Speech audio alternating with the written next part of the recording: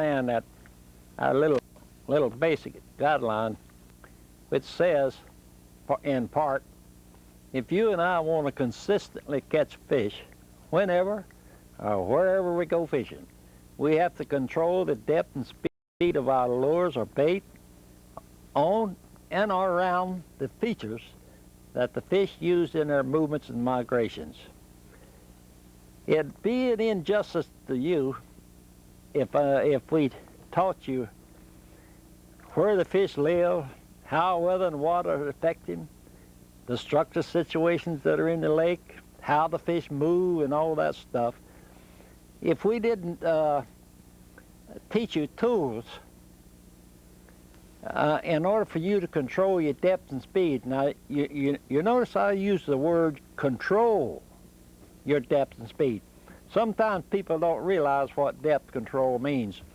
Depth control means where the fish are. It means where depth, what depth, why depth, how depth, and so on. In other words, where the fish will be. We have to control our depth. Speed is a word that I use to say how fast the lure moves through the water. It could be 0 speed, or it could be just about as fast as your boat will go.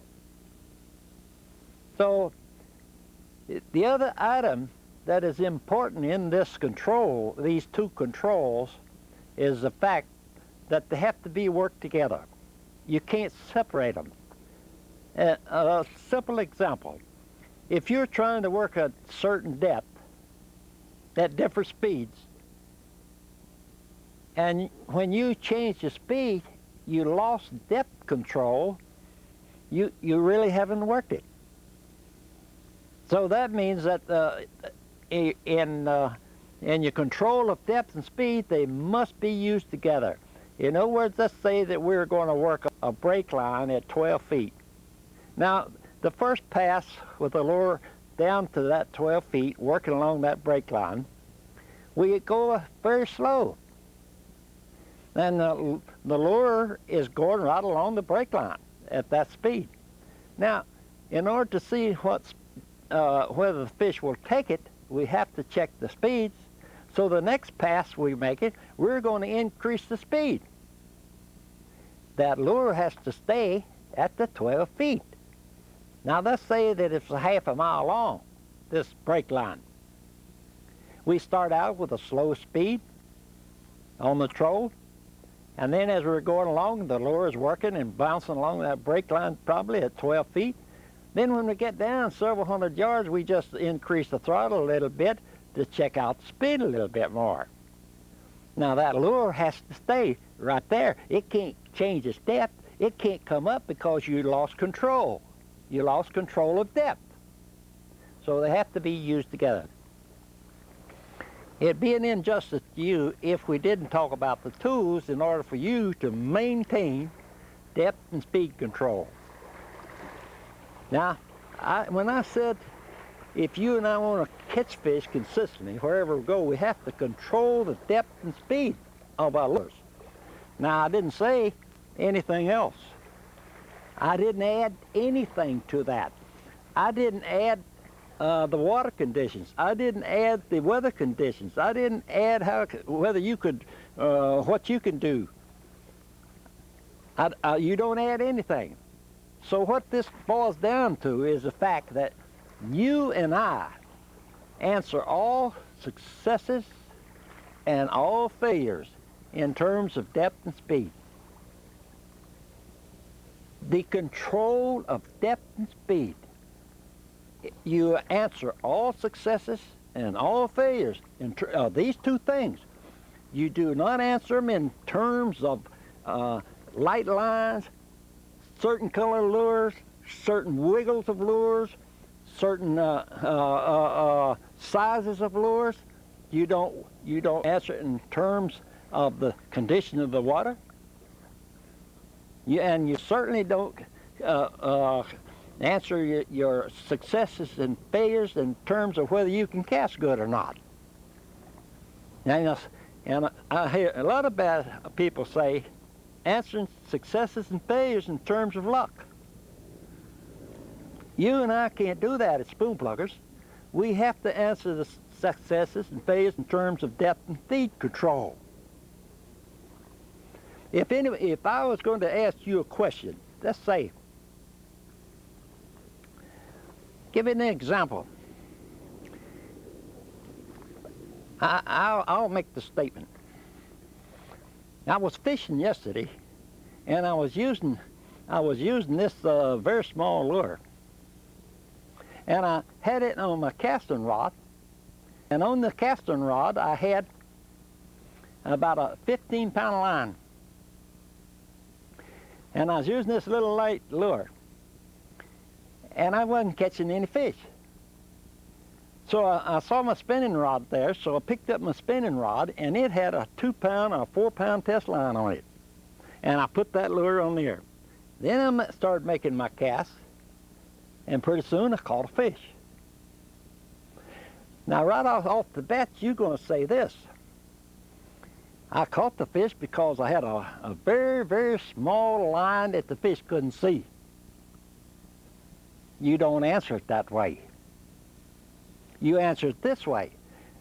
The big size line would not allow me to control the depth or the speed of this little lure that I was using. It had a bow, it was too much drag, and I speeded it up, and the lure, I lost depth control. Now, so I changed to the smaller line, and it allowed me to control the depth and my speed because of the non-resistance of this little line, fine line in the water, so I could maintain my depth control. Now that's the way you answer all your questions this way.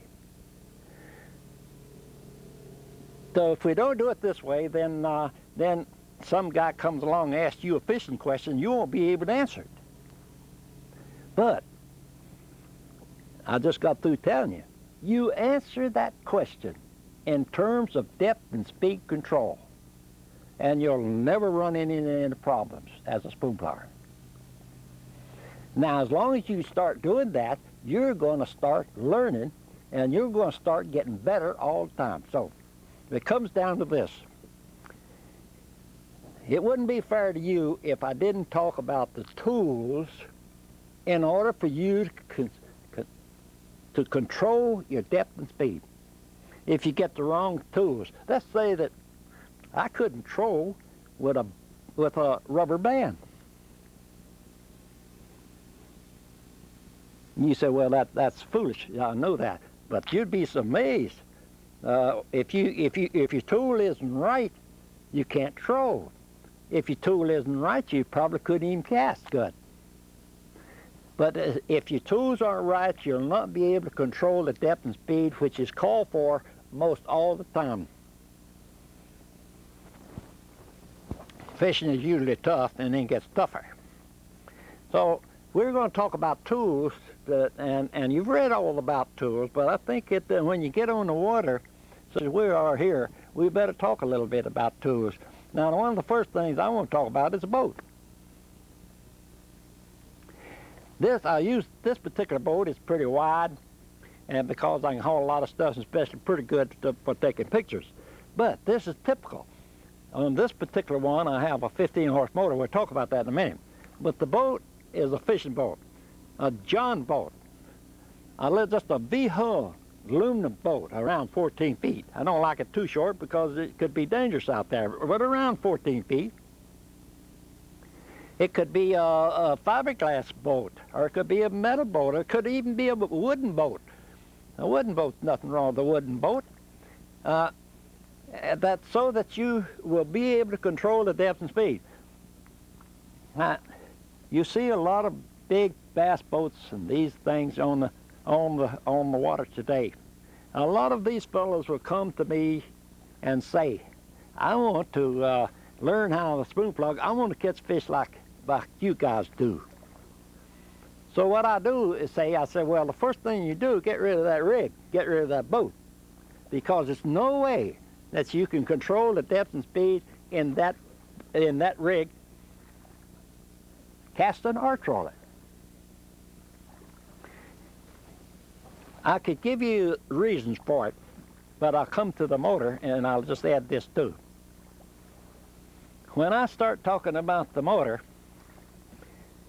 I'm only interested in you and I to be able to, for me to control my depth and speed. If the motor is too big, and I say, I don't think it can get too little unless you can't go quite fast enough. A lot of people, they say, a lot of the people say about the motor that, oh, I got a 150 horsepower motor. And then I say, well, 15 or 10 or 7.5 or 5 would do a much better job. Oh, he says, oh, I can slow this thing down to practically just creeping. I said, I'm not talking about speed in this case. I'm talking about control.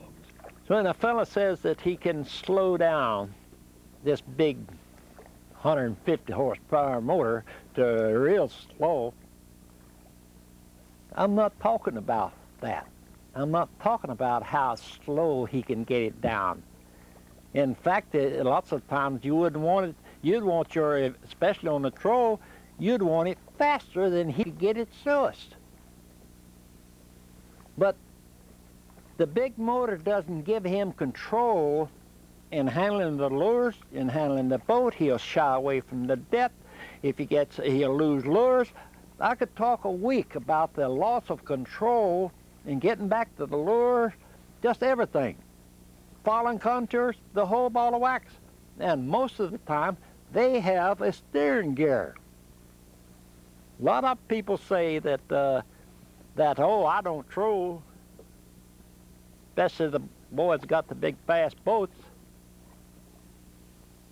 The reason for it is they can't. The only thing they can do is drag a lure through the water. And most of the time they don't know what trolling's all about in the first place. So the motor can be most any size, but when you get up to around the 15, I like a 10, I like a 15. But when I get around a 15, I start backing off just a little bit, because most of the water that I fish, and most of the water that you gentlemen will fish, is going to be that the 15's fine. That'll get you off the lake pretty fast. A lot of people in fishing certain waters, they go to a bigger motor, they go up to a 25 or even a 30. But then when they get up into this range, they're beginning to lose a little bit of control. We're not talking about speed. All of them got plenty of speed control. But they start losing. The thing that is involved with the big motor, the people, the fellows that have the big rigs or the big motor, they're running all over the lake. It's a psychological thing here that happens. Sometimes they leave the dock and you see them go plumb out of sight. I've heard them say, well, I'm going 10 miles up the lake. Well, some of the best structure around was within 200 yards of the dock.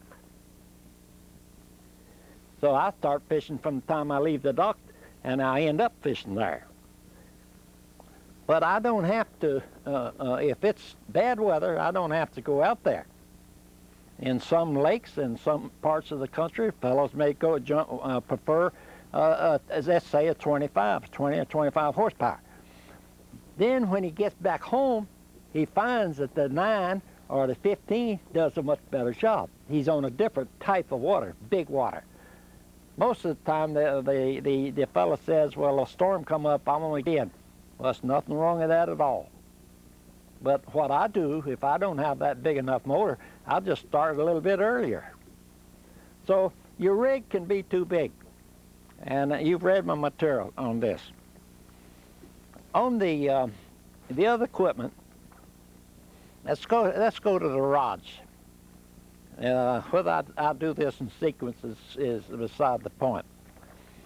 I have two type rods that I use. I use a casting rod. I use a trolling rod. The important, most everybody has their own preference for a casting rod, so I don't say too much about it, except I will point out a few little things that maybe we should watch. the trolling rod, you don't want it too long. You want it stiff so that you can feel what's going on, so that you have plenty of power. If you try to troll with a buggy whip or with a light spinning rod or even with a light casting rod, you will not have control. You won't have any idea what's going on back yonder.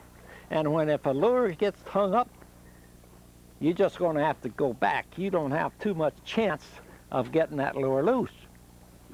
And you'll start losing tackle. And a lot of times you don't have enough feel with the long number rod that whether it's a strike or a hole, or a fish has struck it, or whether you hit a stump back there. You want to know what's going on back there, and you want to be able to handle this thing. You want to be able to handle most anything, and you don't mess around.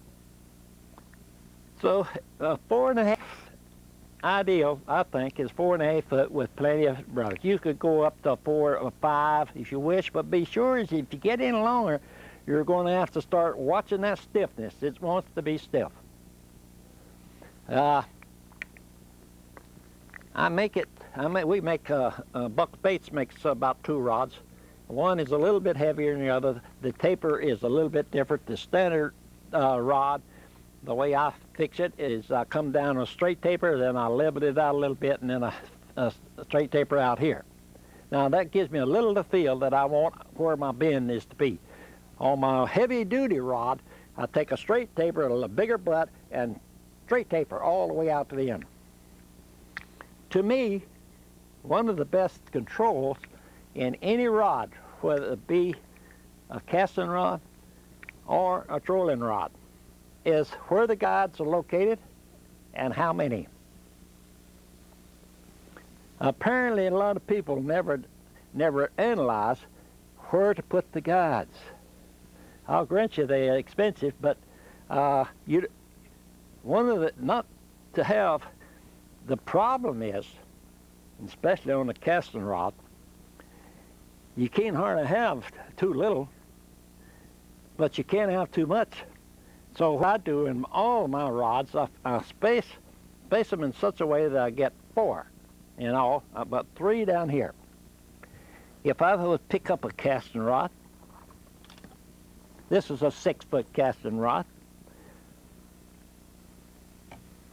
stiff, because I want to handle most anything I want to put on the end of that thing, whether it's a lure this long, whether it's this long, whether it weighs a 1/4 of an ounce or a 1/2 ounce, or whether it weighs 1.5 pounds, not 1.5 pounds, but heavy. So I'll be able to handle it. In working lures, I want to be able to handle the biggest lures that I have on the cast down to the smallest one. So my rod, and I like it just about 6 feet. You can 5.5, okay. Here again with a 6-foot rod, I did use 4. 1, 2, 3, 4. I had put this one extra one here due to that. But look at the distance.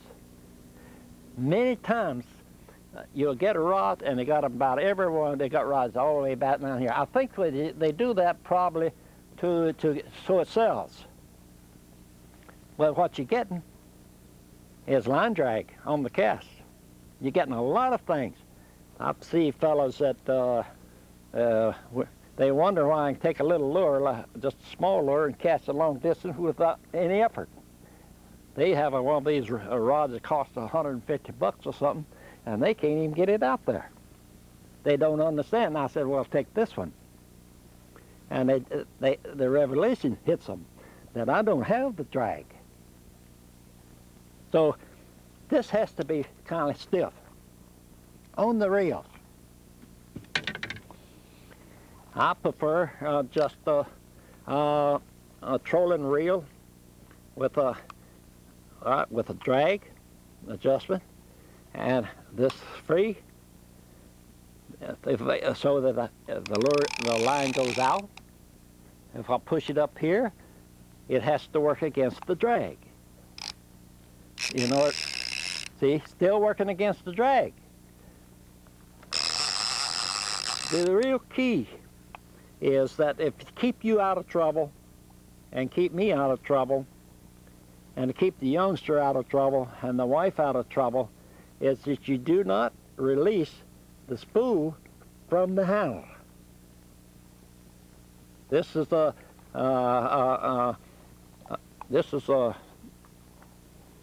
109. So it's a pin reel 109. It has, we'll talk about the handle in a minute, but look, when I release the anti-reverse to let the line out, the handle still turns. It's not like a lot of them when you pull and reverse the out lever, and this is a free spool. In other words, it goes. It's not tied to the handle.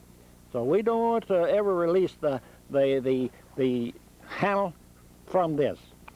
Handles, whatever size handle you prefer. The larger gals like that larger handle. But that is the thing. Now on the casting reel you can use whatever you prefer. Except, let me make the statement. In certain operations, especially in casting when you're working the bottom with different speeds, you can't handle it very well with a light spinning rod. Especially when you're walking and you're hitting and you're banging way downstairs and checking your speed downstairs. You just can't handle the big lures like this. Now another feature between a level winding reel, I prefer the level one because I can go down a little stuff like that or I can go up the fist, is the fact that when I make a cast with this, I make a smooth thing. The lures, most of the lures that I use has multiple hooks on it. Now so I want that lure to go out there real smooth, hit the water. If I use a snap cast, such as be used with a spinning reel, this lure or any other lure with multiple hooks is going to go through the air, doop, doop, doop, doop, doop. And what's going to happen? The hooks are going to hang on the line as it goes doop, doop, doop. So it means a smooth cast now. You want that lure as not spin. You want it to go out. Well, you say, well, how do I do that? It's just the difference. With this type of a reel, you can just come through. You don't have to whoop. You just sweep like that. So the lure goes. Another thing too, since we're talking about the zip, zip, zip, zip, zip. With a spinning reel, you probably lose the most all your casts. The lure gets tangled up. If you use a jig, it's not likely, with a single hook, with a worm, it's not likely you get hung up. So sometimes you may want to do that, use that. The biggest thing when you're using a multiple hook lure and you're sinking it, you have to keep tension off on it. You don't just go it out there and let the line go on and just keep feeding line to it, and it's because what happens? She tumbles as it sinks. And when she tumbles as it sinks, then you're going to get it hung on the line. You're going to lose the cast. So I'll grant you that some people and learn the cast better with a spinning reel, but when it's certain depth controls, especially when you're out there and you're sinking the lures on the deep water and you still have to maintain depth control, speed control, if you want to catch a lot of them,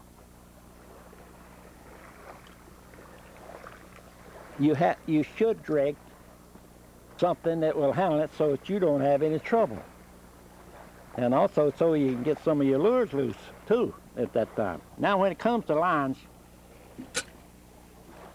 There's two lines. One is a monofilament and one is a wire. As spoon pluggers, it's pretty important that you have both. The monofilament should be of strength that you don't lose all your lures out there on the trolling rig. This is the teacher. This is trolling rig, and trolling is the teacher. It's going to tell you where, when, and what, and how to cast.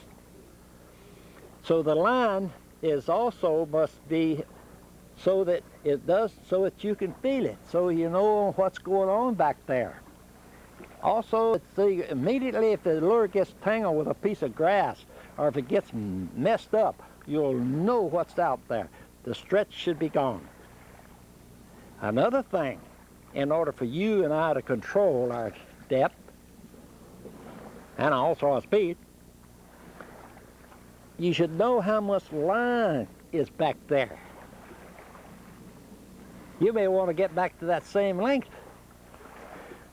And if you just look in your reel and it's just a whole bunch of white line in there, the question in your mind that says, well, how much line did I let out? So what I did, not only took the stretch out of the line, so it don't have a rubber band out there, so as you know getting on, but I metered it every 30 feet, every 10 yards. Every 30 feet, I used a die that I put in there, and every 30 feet, I changed the color of the die with a repeat every 150 feet. Now that, in other words, most of the time we won't run 150 feet of line. So you should get balled up about which one it is. I like to start a color somewhere in here. The lure hanging here, put a color right in here, or you could put a color right here in front. That means you might get a roll of wire, a roll of line that needs to be cut just a little bit, but you still have plenty enough left. On a normal troll, there'll be about 2 colors to 3 colors. A short line, I would say an extra short line to be about 1 color, about 25 feet. Then you go back to 2 colors, and you're back about 60 feet. If you go back 3 colors, then you're back about 90 to 100 feet. A lot of times people say, well, I broke it off and I can't do it, I can't hardly control it. So we have another way of telling how much line we got behind the boat.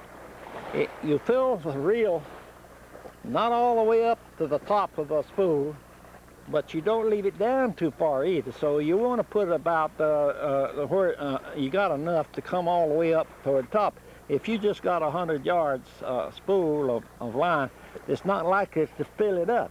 So it'll probably take 150 or so. But you could put some backing, which is okay. Just put some old loose line behind it, because you're not going to run 100 yards anyway.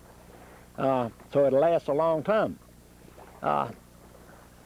You count the layers of wire or line.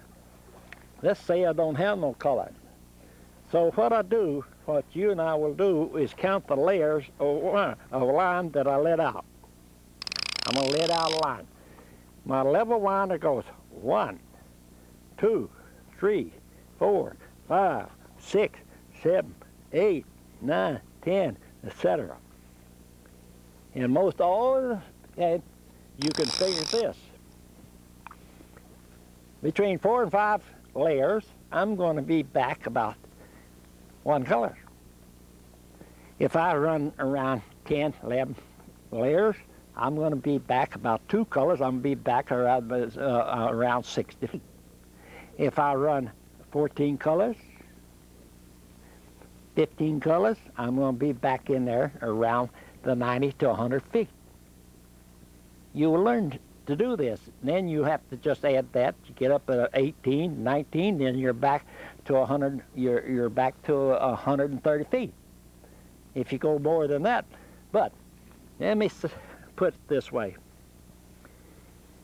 Normally, if you're running the shoreline with a small lure, you run from 2 to 3 colors. You run that quite a while till you get up to around when you get downstairs to a pretty good depth. With the bigger lures, then you want to run maybe up to 4 colors. Let's say that you're going to work a depth of, you're working a break line around 11, 12 feet. That means, say if you use a 200, you're going to run between 3 and 4 colors. You have to finally feel it out.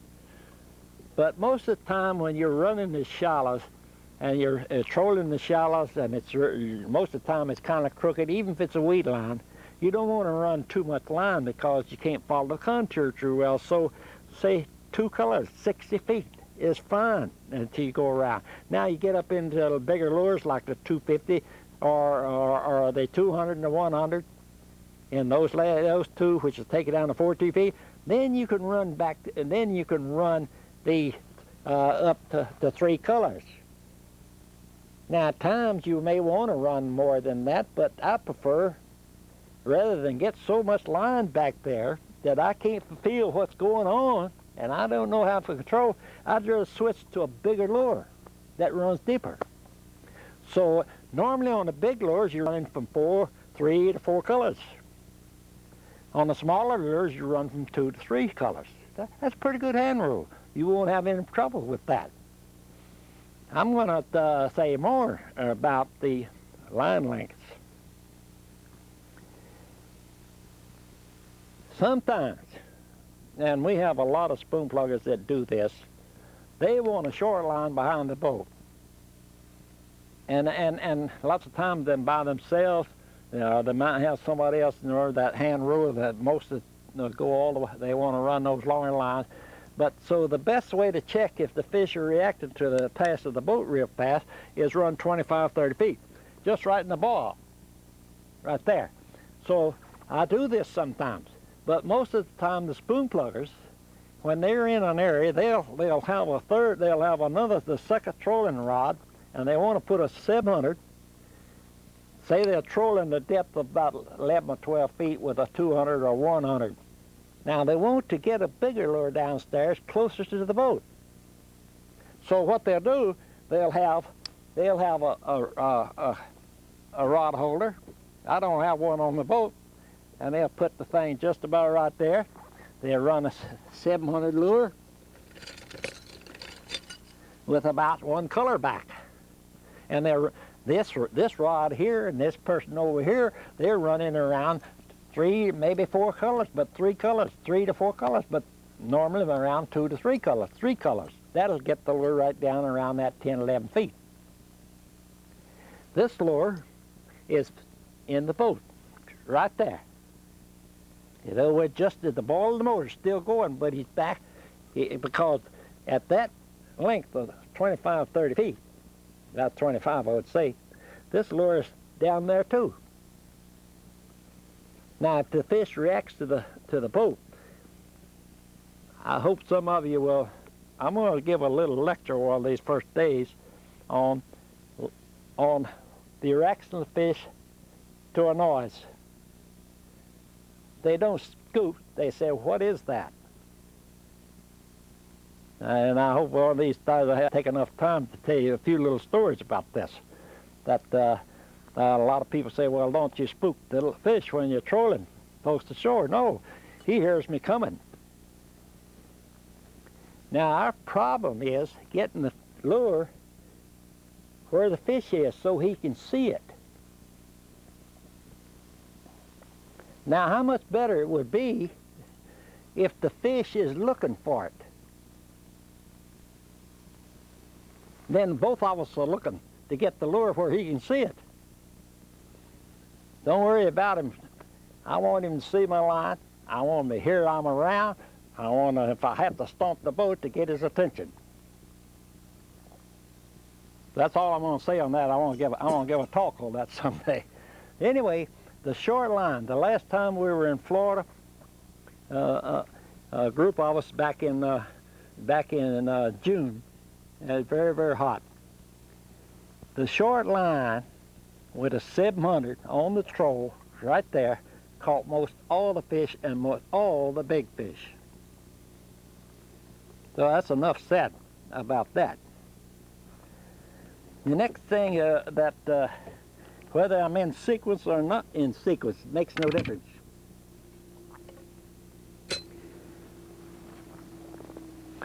The wire line is very important. The wire line allows you use the same rig, you rig it a little bit different, and in the instructions, if you remember, I gave a little instructions on rigging it. The wire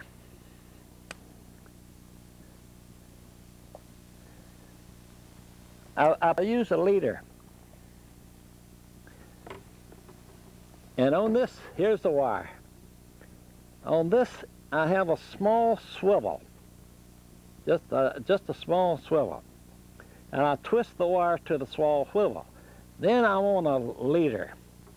This leader is about 2 feet long. You can go a little bit longer if you wish, but in this area, about this long, maybe a little more. And if you break it off, you still got some. Now what this does is smooths out your lure and the handling of the lure. The lure, if you tie the lure direct, you might get a little loping due to the weight of the wire.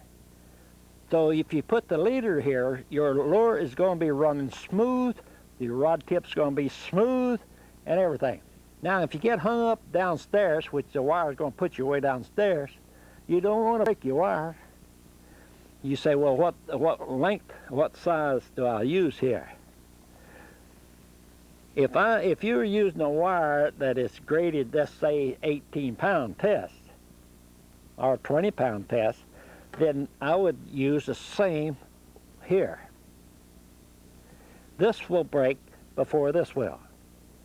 But if it's rated that way, say we make a wire that I classify as, let's say, as 17 pounds. You could go to a 17-pound leader, or you could go to a 20. These things should be measured in diameters rather than in poundage, but your wire gives you plenty. So this smooths out it, and I just use a plain snap on the other end.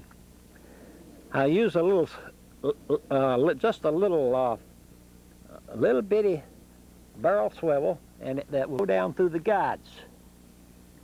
This is important too. Now, sometimes you want to run a trailer. You're downstairs and maybe you have to white bass and you're way downstairs, say 40 feet or so. Or you're down there on a clear lake such as this one right here after the smallmouth, and you have to go way downstairs below 30, 35, 40 feet to get them. That means you're going to have to go to this. You can use a big lure here, but sometimes you got to remember that I try to catch my fish by them striking rather than feeding, because I'm never there when they feed, and then I often ask myself how long it take them to feed. What, 3 or 4 seconds? So I'm going to control my depth and speed in such a way to make that fish take it. And we're going to talk about that when we get the lures. So I'm going to put up the screwball fire here. I'm going to put me a trailer right here.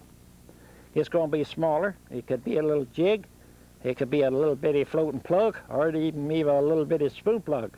But a jig with a wiggle tail would be fine. And down here I got a spoon plug that's going to take it as far. And with the wire, I can check all depths. If I want to run this rig on a monofilament, I fix it up exactly the same way. A lot of times they'll rig it long here, they get this too long, they get this too long, and they're all wound up all the time. They're all banged up. The lure's all tangled up. So this is a pretty good rig. You make that about 2 feet, or up to 30 inches, say. Then you come in here and you got about 8 to 10 inches here. That's your trailer up here. Then you forget the trailer's there. You don't have no problem. And on the end of that, I put a little snap. You'll see that I use snaps. I don't use, that's the only place I'll use swivel. Because if my lure starts spinning, I'm going to be aware of it. And a snap swivel, a swivel's not going to help you anyway. I'll feel it. So in rigging the wire, you can leave this off if you want, but be sure that you use the leader on the end, because that gives you control. That is necessary. And you'll see that that little swivel came all the way down into here. That's especially when you get close to the boat in handling that fish. You want it to come through here. It won't go through this. You don't want it to go through that anyway. On the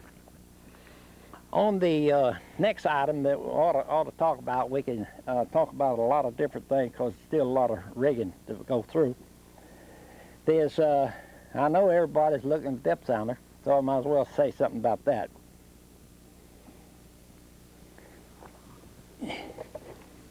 Here's all types. There are all types available today. I just use as just a little flasher to give me. This is to be used as an aid. One of the biggest mistakes that people do is to try to find fish on them. And the market today is giving you all kinds of TV screens and everything. Everybody's running around looking for fish. Yeah, and I see them out in the middle of the lake, 100 feet of water out there. If they're out there, the fish are not in the mood much anyway. If I don't make any statement at all that you remember this. I said this: control the depth and speed of your lure on and around the features that the fish use in their movements and migrations. Features of the bottom that they use in their movements and migrations. I didn't say go out there and fish the middle of the lake. Now you might come back and say, well, I've caught a fish out there, and especially a striper or something. But let me tell you this. I've caught some salmon out there. But let me tell you this. Those fish were probably catchable. Most of them won't be, and you don't know what they are anyway, as far as that goes. Those fish could be, you're talking about suspended fish now. This will locate channels. This will help you find humps. This will thing, but it will not show you the details that your lure will. This is to be used as an aid and as an aid only. This is the profound statement that I want you to understand. The most catchable fish in a body of water are those related to a structure situation. Structure, breaks, and break lines. That's the structure situation. The most catchable. So if you and I are going out there running around looking for fish, how do we know that they're very much catchable? What the depth sounder was supposed to help you with is to locate structure in the deep water, because deep water is the home of the fish. But the most catchable fish in this body of water will be related in some manner to the structure, breaks, and break lines. Most of the time, they'll be right on it like a bar, right on it like a roadbed, right on it like a edge of a channel. Sometimes there might be a break line along the channel here, sometimes here, sometimes here, sometimes up on it. And lots of times that's the movements toward the shallows. Here's a side feed, a stream comes into a flatliner. Here's two bars, here's a stream coming, here's the main channel. You say, well, I've caught fish in stripers in 50 feet of water, over 100 feet of water. But did you see where the structure was related to it? downstairs or over here. Stripers and fish of this nature are channel orientated. You're going to have to find the structure. So when we talk about the different structures in a lake, the structure situations, that's it. There's about 15 to 17 different structures in the United States in all the waters. Some of them don't have but one or two. Some of them have more than that. Some of them may have as much as 10. But some big reservoirs. But in the overall picture, there's only very few. Sometimes I will make this statement, that in the state of Florida, there's only about 3 or 4 lakes. Now, why did I make a statement like that? The structure situations are such in these lakes, that's all it is, that's the fish that you're going to catch is on those structures in those lakes. It may be one in North Florida, maybe one in South Florida, that the structure situation's the same. They're built the same. But the most catchable fish is related to structure breaks and break lines. You can use the depth sounder as an aid. But when I made the spoon plug, when I made these tools, my biggest thing was I have to have something to map the bottom of the lake so that I can find the features that the fish use. I built a depth sounder as far as that goes before there's any one on the market, but I didn't use it. It comes down to this, and I'm going to say too much about it. The people that learn structure and how to present lures on structure breaks and break lines in a body of water became the greatest fishermen. Before, they had one of these. So you keep in mind, this thing won't put the fish in a boat. It won't tell you. It may see something downstairs, but you'll be wasting your time. So if you're going to use this, you use it in conjunction with a tool, so that you're fishing at the same time. Your guide to where the fish will be structure breaks and break lines. The most catchable fish is that. Don't run around the lake looking for the fish. If you're going to look for the fish, first look for the structure, then look and see if you see any fish. Then have a lure in down there to see if he's ready, that you can get him. Now, another tool. We'll talk about another tool. Oh, now you'll have to pardon me if I overlook something, but sometimes I make a statement and people, it creates a question in their mind. The question when I'm talking about the most catchable fish will be related to structure breaks and break lines. Your question may be this: why are they the most catchable? Simple truth. They're on the move. They're active. And in most every case, when they come to a structure, whether it's suspended off of it, or over it, or on it, or wherever it be related to this structure, whether it's a bar, or roadbed, or a hump, or whatever it happens to be, they are catchable due to the fact that they're on the move. They're active. When they become active, they will move in some manner related to structure. If they're way downstairs, they might not migrate very far, but brother, they're going to be related to some feature down there. So that's the reason. We must spend our time where we have the best chance to catch a fish. And we must be at the right place at the right time, fishing in the right manner. But the basic thing is, don't try to outmaneuver the fish, so to speak. You spend our time where we have the best chance. The most catchable fish in anybody's water, in any species, is related in some manner to structure breaks and break lines.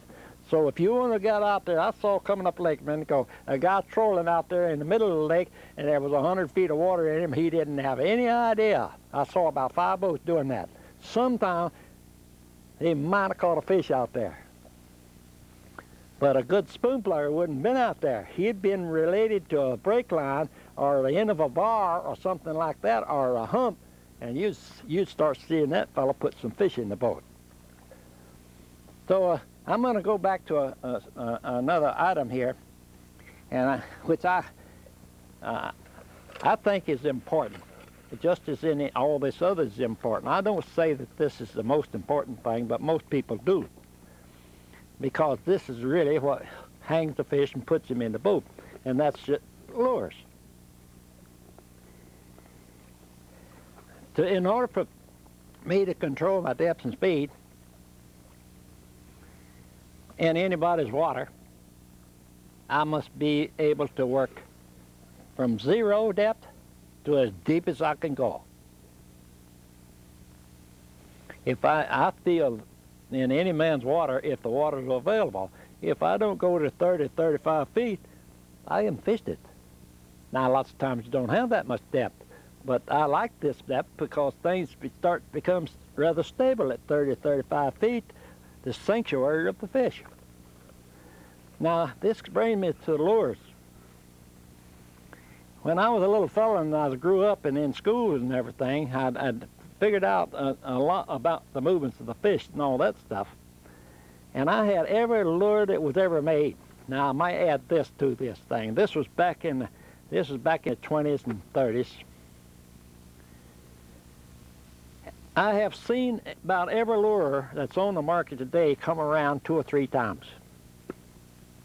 Because they come to be a hot seller, and then they'll lay off a few years, and here the guys come right back and copies the same thing, may do a little something different, and he puts it out and they sell it, because he claims that this is a killer lure. That's the way what most fishermen want. They want a killer lure. So, if I wanted to become rich way back yonder, what I should have done, let me tell you. I should have had my spoon plugging knowledge. I should have had my tools and lures, and I'd go out and catch a whole bunch of fish, and every year I would make another lure. Well, you could make a lure to catch a fish about every 15 minutes. So every new year I would make another lure. I'd take my knowledge and I'd take my tools that I built to catch fish and map it, and when they asked me what I caught the fish on, I'd reach down and lift this up. I didn't operate that way. When I made this lure, that's what you call a spoon plug,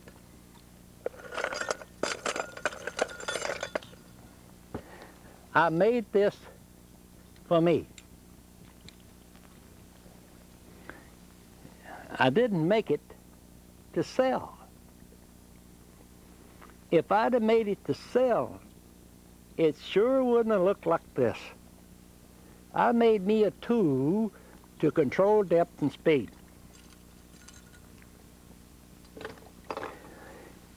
And in my design, in my head, I saw what it would take in order to control the depth and speed at the same time and get my different depths. Control it. In other words, strain the water. And by doing that, if I fished a stretch of water and I didn't catch a fish, he wasn't there. I could tell you a lot of stories on this. So when I got through with the design that would do what I wanted to do, that's what it looked like. It didn't take forever to make it. Sometimes people write up and say that I filled up the lake with scrap metal. That's not true. I saw the lure, saw the control, the flow of the water before I started clipping it out. About the 4th one that I clipped out was pretty much just as you said, in different sizes. The reason it didn't take very long to get proportions, I saw the shape, I saw the control surfaces in my mind. Then it was a question of, say, how long overall, how wet, how wide here, how big the tabs, how much drop I had in here, how a wings flared out, all this. Didn't take long to figure that out after I saw the thing in my mind. So when I got through, this is it. This is a tool that allowed me to control my depth and speed on the troll and on the cast. If I wanted to, I wanted to control my depth. So when I first made the lures, I put 3 rings on the lure so that I could control the depth. I could run shallow, I could run a little deeper, I could run deep. Now, I built the dies with my own hands. So it took me a little while to get all the sizes built that I wanted to control the depth, so that I wanted the size lure to control the depth with line length on the troll. Also, when I cast it, the size would control the depth. So finally, I got down to where I had 7. I even had one bigger than this. But the metal got too expensive, but it took too much work to make it. So when I got up around the 800 size lure,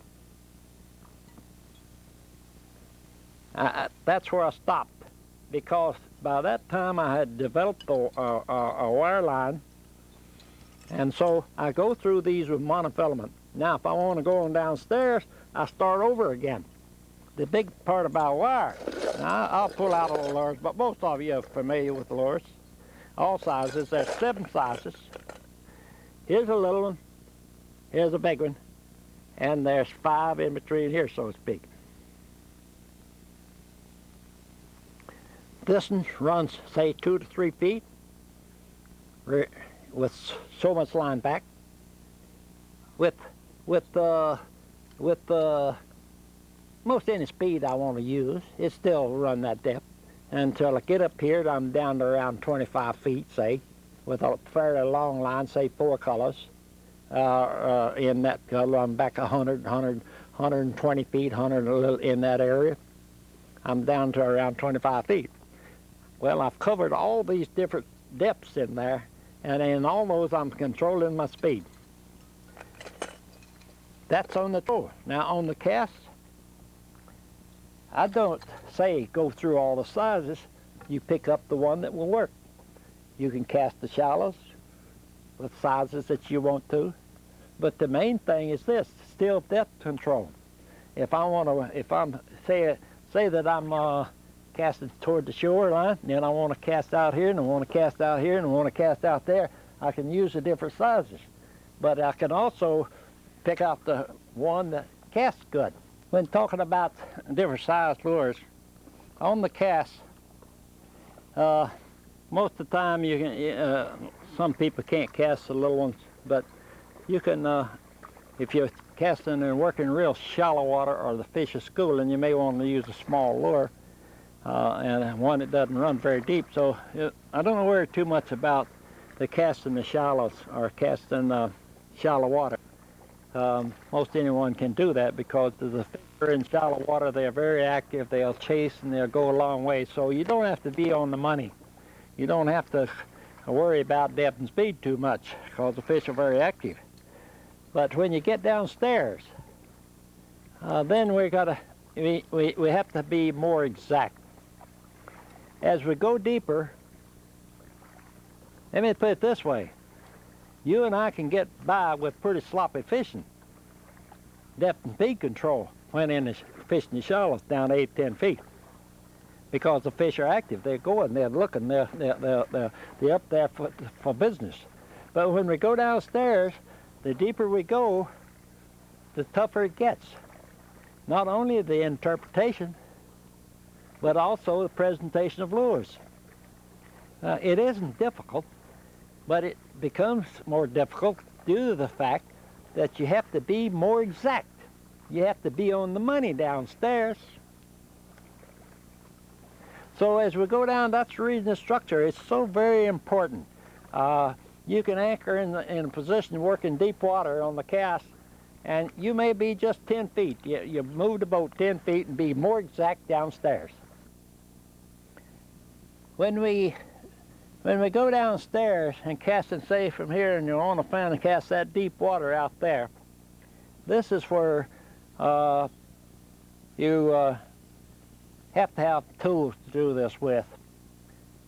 And this is in the area of where the uniqueness of the spoon plug.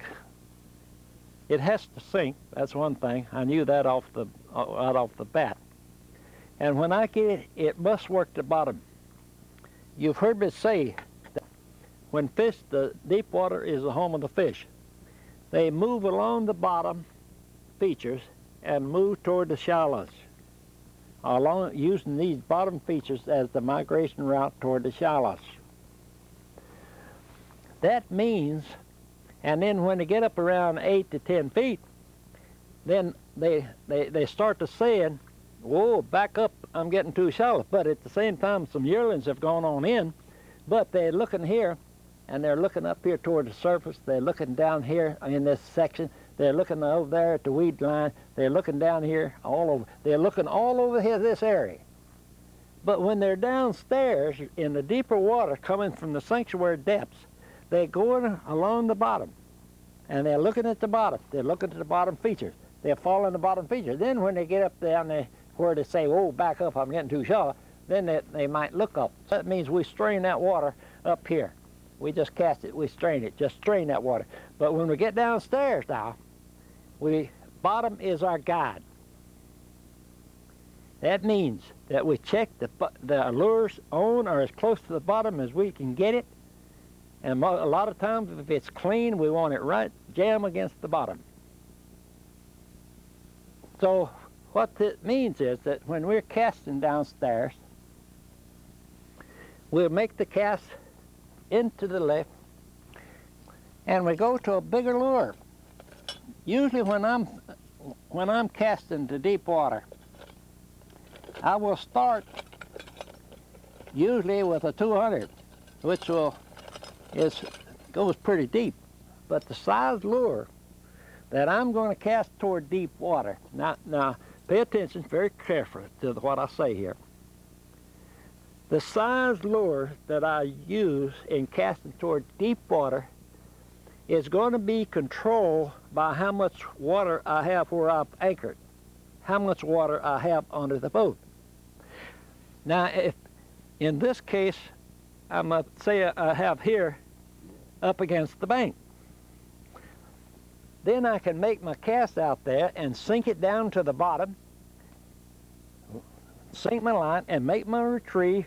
And even a 200 with this shallow water, say I'm anchored in about 2 or 3 feet of water, will walk all the way up to me.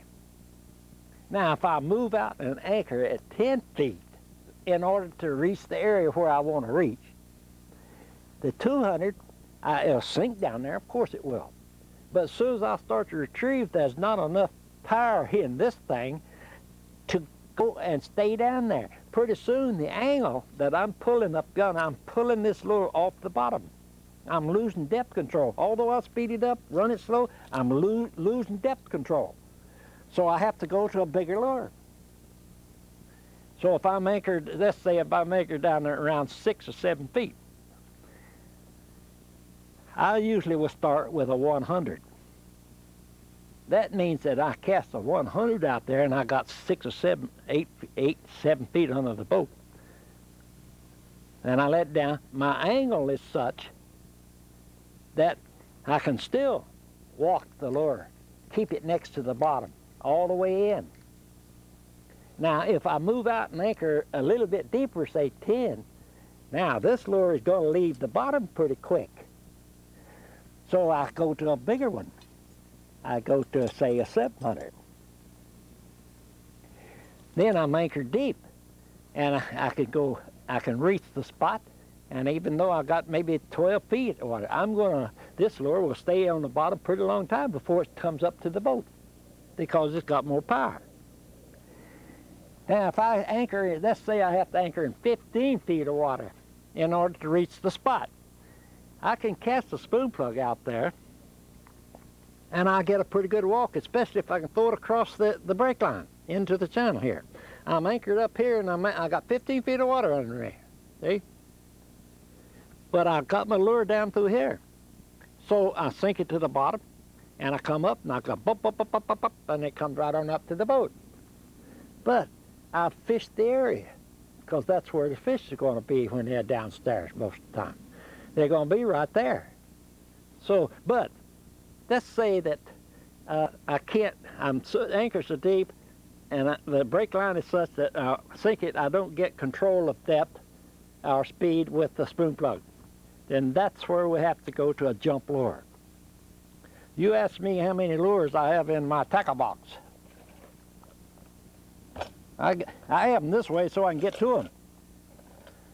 Not so much color, size. How many tackle? I want to have one surface lure so I can work the surface. I want maybe a weedless lure, something like a spoon. I used to make them, but you can get a good little weedless lure that's got a wire on it. It's something that will allow it to come through the brush. Good. Then I want spoon plugs. Just one surface lure. If I can't find one, I'll break me off a stick and put some hooks on it. So I work the surface. Then I want some weedless that I could work in the weeds or in the brush pile if I had to. One of those. Then I want to have spoon plugs. I want all 5 sizes. I have a few colors because color is a part of fishing.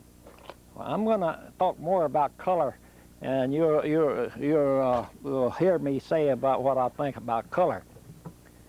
And while I'm at it, why don't I just give you some guidelines on color here? My basic guideline is this. If conditions are bright, such as a bright sky, clear water, use bright lures. If conditions are dark, use darker lures. Now, if this confuses you, then go to what I call a neutral. That would be the yellow. Now, that hand rule or that guideline on color will locate the fish for you. Don't worry about that. After you find the fish, if you want to see if there's a preference, you go ahead. But most of the time, the preference will be just about like that guideline that I gave you. Now, I'm going to give you another guideline because even that confuses people at times. My guideline is this. When in doubt, use brass. Polished brass. That's a pretty good analyze. That will locate the fish for you. Now, let me go a little bit farther on color. Now, we know that the fish, our problem is get the fish to see the lure. So, with certain light conditions, certain colors probably they can see it better. So, I'll give you another guideline, though. If you like a color, use it.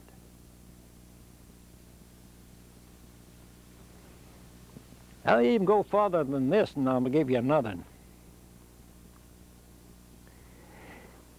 Whether you believe this or not, it doesn't make any difference to me. But the fish, to get him to strike, is going to hit the oddball. I'm never there when he's feeding, so I don't want my lures to look like something to eat. I'm going to let that sink in. I always went opposite anyway. Instead of casting toward the shoreline, I cast away from it. Instead of going slow, I went fast. Instead of having clear water like this, I want some dirty water. So just about the opposite of what most people think is a good fishing day. They say, oh, what a beautiful fishing day. No, not. It's bright sun, it's cool, a little nice cool wind, not a cloud in the sky. And they say, a beautiful fishing day. I said, no, that's the day they'll mow the lawn. So you see how I'm kind of an oddball myself. What it amounts to on the color.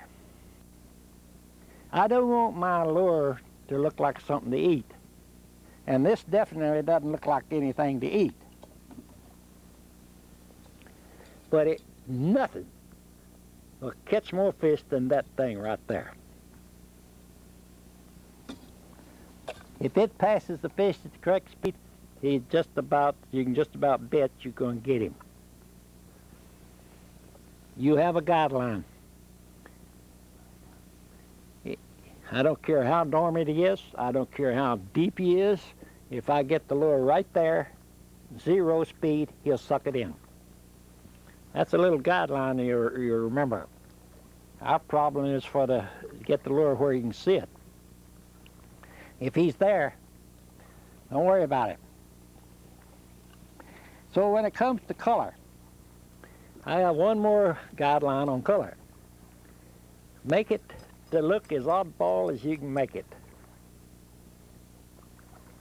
The fish is going to take the injured, the crazy one, the food, the different, the oddball. So I'm going to make mine that way. And so over the years, you'll probably want to have an imitation of something for the fish to eat. Well, that's okay, because I even make some with scale. But when you see an oddball color, don't say, oh, they wouldn't hit a thing like that. They wouldn't try to eat a thing like that, but they will strike it because he's a game fish to start with.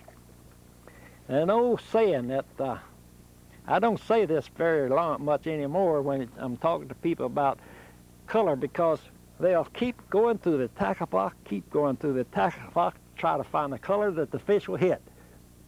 And all the lures that they've been using, they weren't anywhere near the fish. There wasn't any fish there. So it is an aid, but the biggest thing about color is the fact that it's part of fishing.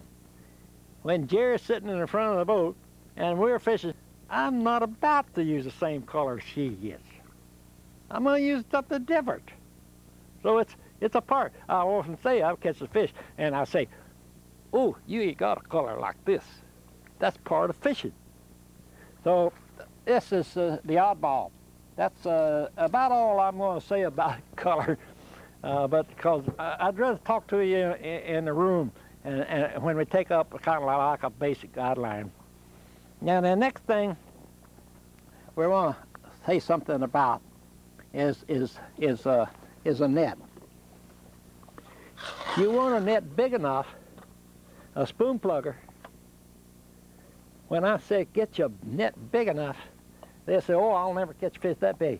Well, they've been fishing for maybe 100 years and never caught a fish that big, and they use a little bitty net. But if you get spoon plugging, you better have yourself a net big enough to handle them. Now, the fish that got away doesn't mount too much. And when you're going to lose the fish, 9 times out of 10, it's right here. It's out here next to the boat. You'll see some fellows using a technique of reaching out and catching him in the mouth. Well, the net wasn't available, and you got to get him in here, and lots of times you just jerk him over in the boat, which is all right too if your line's big enough and the fish aren't too big. But when you start reaching this hand out there, you're just inviting trouble. You're inviting a hook in yourself. That's the reason I carry cutting pliers along if I have somebody along, so I can cut that hook out. When he tries to do that, I tell my boys and the people with me, I said, when he gets up here, you should have killed him out there, but he's up here, he's still hot. Get him in the boat, use the net.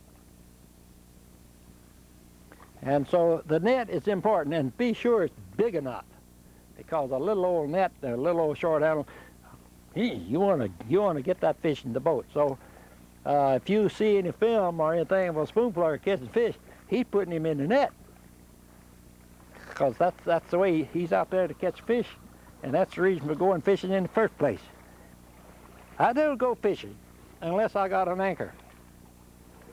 Now you would say, why have an anchor?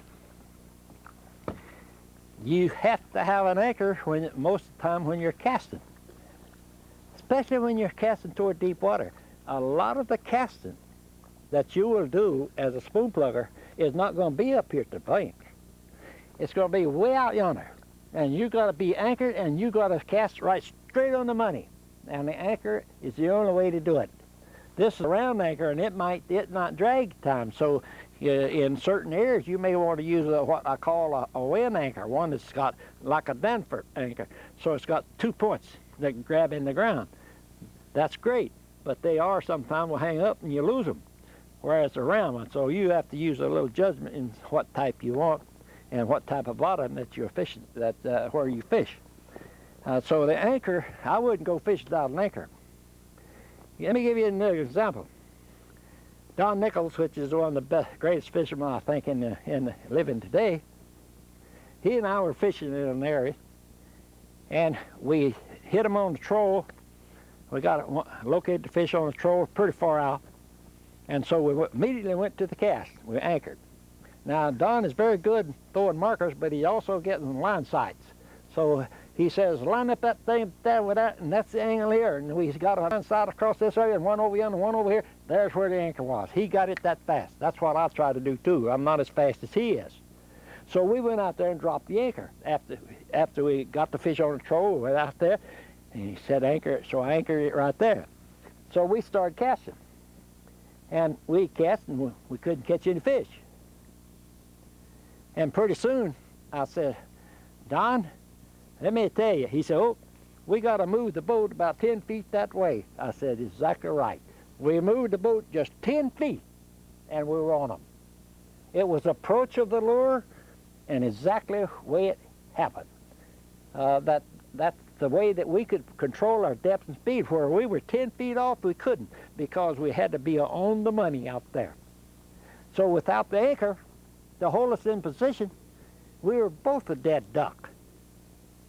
So the anchor is very important. One thing about the anchor, I've got it tied back here toward the back of the boat. It's one thing that I won't do, and I don't suggest anybody to do, is to tie the anchor at the back of the boat. Just about the time you take it, here comes a great big wind, as far as the wind, but that's not today. That's not what we worry about. It's the big boats, the things that come by, and just as you anchor good and you're all set to go, and a big boat comes away, and what happens? You anchor here at the back. The big swell, and it pulls the back of the boat under the water that fills the boat. How many have I seen do that in my lifetime? I'd hate to say, not 100, but quite a lot of them that I've had to go out and get the people in the boat because they anchored in the back of the boat, and a great big swell pulled the back of the boat on the water because the anchor was hung.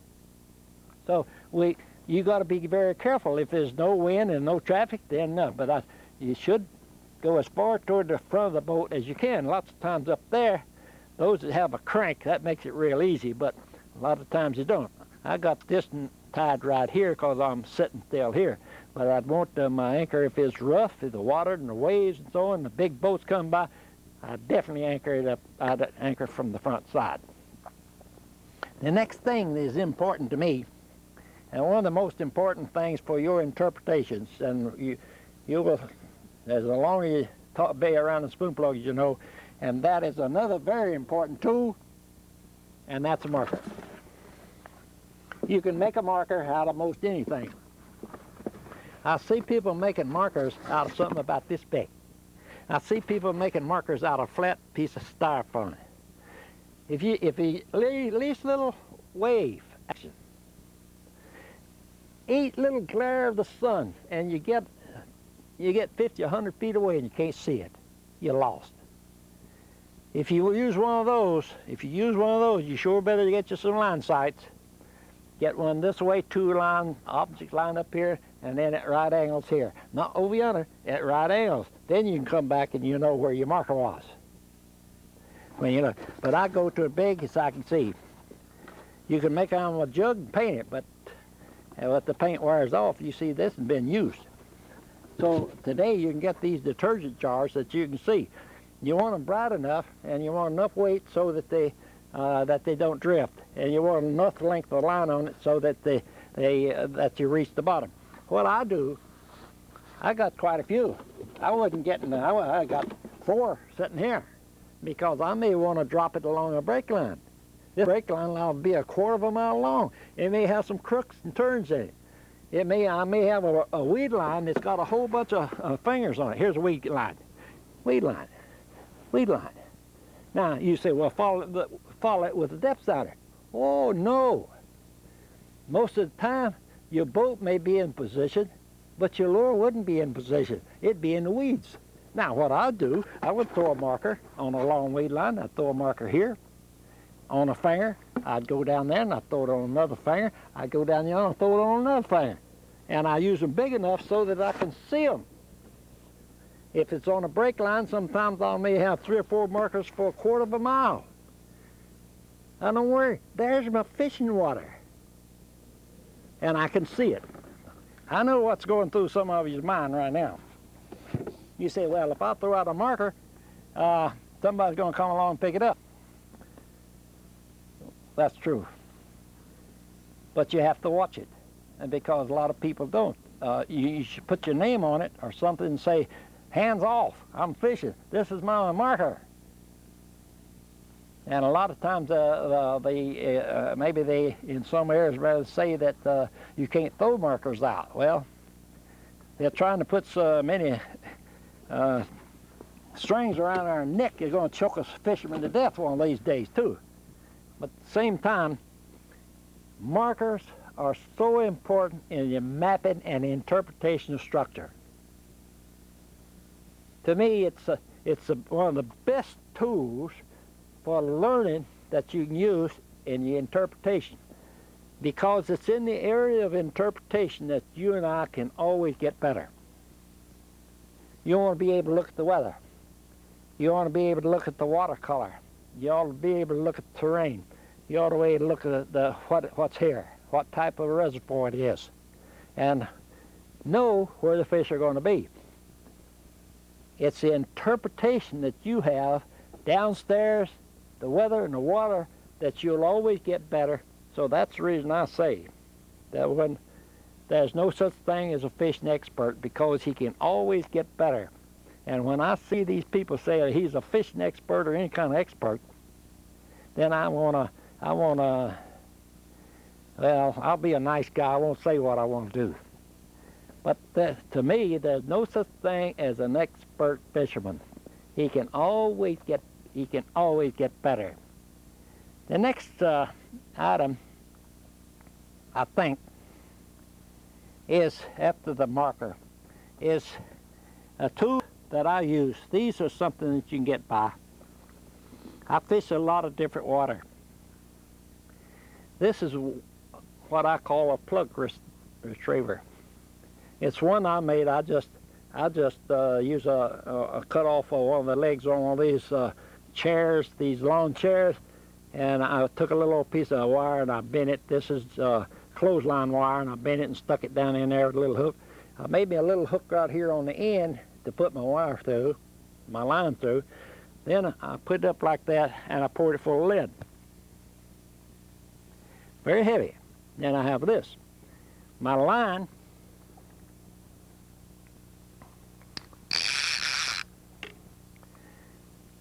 I don't have time to go through this, so I just what I do is this.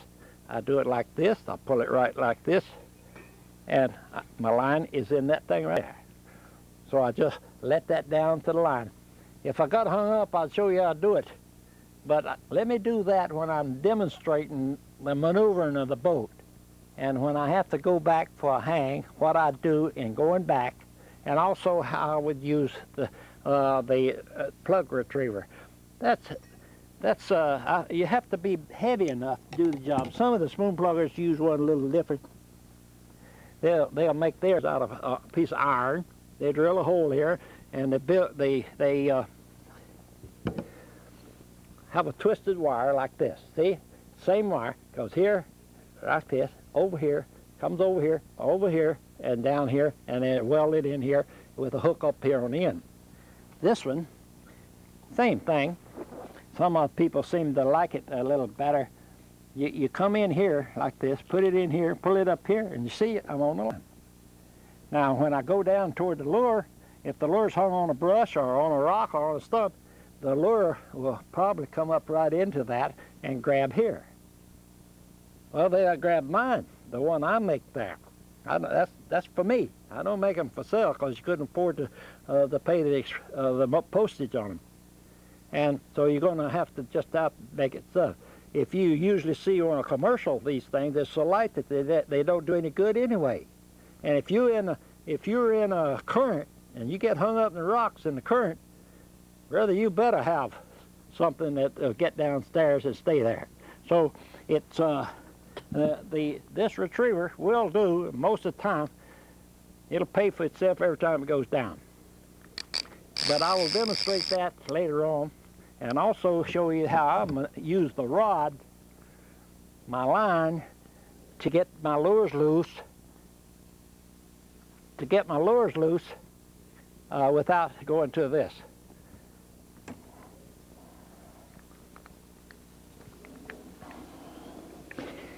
Now the other thing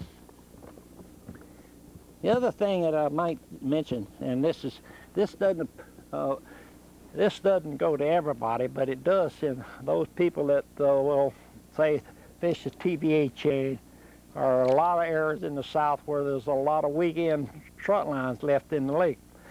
The TVA system things and other places where the trot lines are run, you have weekend people, and also the commercial, the river rats, so to speak, that will leave the trot lines in the lake. It didn't matter much years ago because they had cotton or linen and they rot out pretty quick. But this day and age they use trot lines, and in a lot of areas, you got 30 years accumulation of trot lines. And then many times the spoon plugger, if he wants to troll an area, he has to clean out the spot downs. So I carry me one. I don't want to leave all my lures down there on say a ridge or delta along the edge of the channel. So I make one, and a lot of the guys who make them, same thing, piece of tubing out of a lawn chair filled with lead, and I made me some hooks on the end. And I got me a strong nylon line on that. All I got to do, if I get my lure hung on one, then I'll pull him out of there. One more thing that I want to, a couple more things, then we'll call this this long session over. And that's the rod or light post that you want to put in the boat some way over here. Now I'm going to troll in this side of the boat. My partner is going to troll in this side of the boat. Now when I make a turn, say I make a turn to the left, I don't want that line in the motor, and especially don't want it sawing on my ear. So I use this. A lot of times you let the line go, she lines here, lets it go against the side of the boat when I make a turn this way, and I can go all the way around and never cut the line, never get in the motor. By putting a pole or something, or a light, a running light right here, then that gives them something that her line or his line, the front fisherman line, is always out of the way. Now you say, well, that's not much. Now wait just a minute. When I show a demonstration of how to maneuver the boat on trolling and to keep lures in position, this will become very important. I used to have people fishing in the front of the boat. I spent about 30 years with a so-called crucifier sitting in the front of the boat, and I'd go down the road and he'd about half asleep. Pretty soon the line would be sawing on my ear. And I'd tell him, I'd say, and I'd get off and put it over the side of the boat. Pretty soon, it wasn't long, I said, keep it beside the boat. Keep it beside the boat. It wouldn't be long, and he is dreaming of something, about half asleep, and here this thing was sawing on my ear again. So I always carried the side cutters. I learned this early. Not only take hooks out and do the cutting, but when I had no. So next time he started dozing, or his mind was off 40 miles, and that line got up against another. So what I did, I got my side cutter, and I said, peek, and I cut it and all, and he jumps up and says, ooh, that fish broke my line. I said, yeah, boy, he was a big one. I want to show you another important tool, as far as I'm concerned, especially us rebels who live in the South. But some of the best fishing time of the year is where it's hot. A lot of people don't realize this. I just can't wait for July and August to come because I know the fish are growing more and they're growing. So what I do, we've learned a long time ago to go have an umbrella. And you haven't lived yet unless you get an umbrella to fish in the hot weather. Now I have a rig here that I have a bolt through here that I take off and I put it back in so it doesn't blow out. And this rig, I made it, is just a pipe, iron pipe, put down with a flange on the floor, and then I got two little round hickeys through here. And so what this does, I just put this head here, and I'm in business. My partner moves back to here, she or he is in business. When it comes to rain, I don't have to worry about it. I just put it under my umbrella and let it rain. But the thing about it is I'm fishing. So the umbrella is a tool that will keep you on the lake in the time of year when you should be on the lake. And most of the movements are going to occur in the middle of the day instead of daylight. So that means you want to be comfortable. If you're not comfortable, but this is a tool, as far as I'm concerned, I'm out there fishing in between 10 and 2, winter and summer. And it can get awful hot, especially down south in Dixieland. And it can get hot in Indiana, Ohio, and in Wisconsin and Minnesota too. So these are just some of the tools, and if I think of another, we'll get it during the presentation of lures.